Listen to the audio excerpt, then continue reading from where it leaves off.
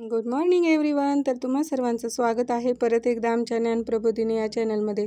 तर माझ्या ज्या काही आशा स्वयंसेविका मैत्रिणी आहेत त्यांनी मला या अगोदरच्या व्हिडिओमध्ये कमेंट करून पाठवलं की ताई, किशोरी बैठक दर महिन्याची त्याचं प्रोसिडिंग वगैरे कसं लिहायचं ते आम्हाला सांगा. तर या सप्टेंबर महिन्यामध्ये आम्ही जी काही किशोरी बैठक घेतली होती तर त्या बैठकीमध्ये आम्ही जो काही टॉपिक डिस्कस केला किंवा मुलींना ज्या टॉपिकबद्दल माहिती वगैरे सांगितली त्याबद्दलचं प्रोसिडिंग मी या व्हिडिओमध्ये दाखवणार आहे. त्यामुळे ज्या काही माझ्या आशा स्वयंसेविका मैत्रिणी असतील त्यांच्यापर्यंत जर ही लिंक पोहोचली तर त्यांनी त्यांच्या ज्या काही इतर PSCच्या आशा वगैरे असतील किंवा सबसेंटरच्या आशाताई वगैरे असतील किंवा त्यांच्या इतर ज्या काही आशा मैत्रिणी असतील त्यांच्यापर्यंत देखील या चॅनलची लिंक नक्की पोहोचवा. कारण आशा स्वयंसेविका यांच्या दृष्टीने अतिशय खास असे आणि प्रत्येक महत्त्वाच्या टॉपिकवरती या चॅनलवरती व्हिडिओ बनवले जात असतात व यानंतरही व्हिडिओ बनवले जातील. त्यामुळे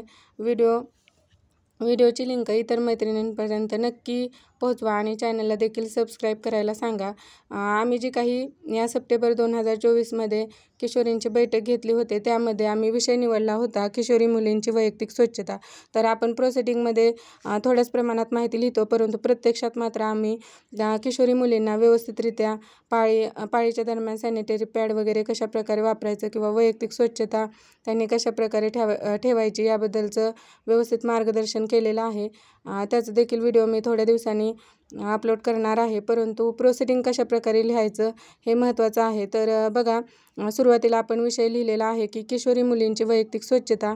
वरील विषयास अनुसरून किशोरींची बैठक उपकेंद्र वीट या ठिकाणी भरवण्यात आली व उपस्थित किशोरी मुलींना आशा स्वयंसेविका व ANM यांनी खालीलप्रमाणे मार्गदर्शन केले. किशोरी मुलींची स्वतःची वैयक्तिक स्वच्छता राखणे अतिशय महत्त्वाचे असते.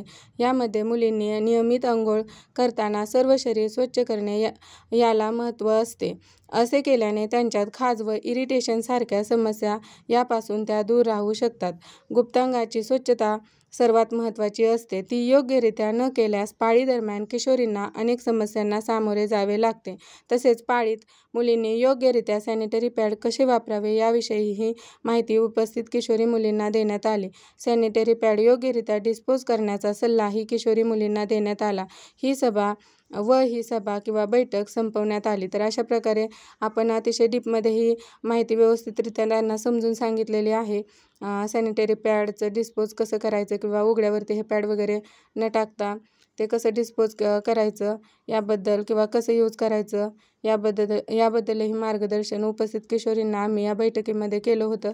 तर त्यानंतर तुम्ही बघू शकता याच्या खाली आपण किशोरींची स्वाक्षऱ्या, नावे वगैरे लिहून त्यांच्या स्वाक्षऱ्या वगैरे घ्यायच्या आहेत. तर अशा प्रकारे हा जर व्हिडिओ तुम्हाला आवडला किंवा यानंतर अजूनही कुठल्या एखाद्या महत्त्वाच्या टॉपिकवरती जर तुम्हाला व्हिडिओ हवा असेल तर या व्हिडिओच्या खाली तुम्ही कमेंट नक्की करू शकता. धन्यवाद.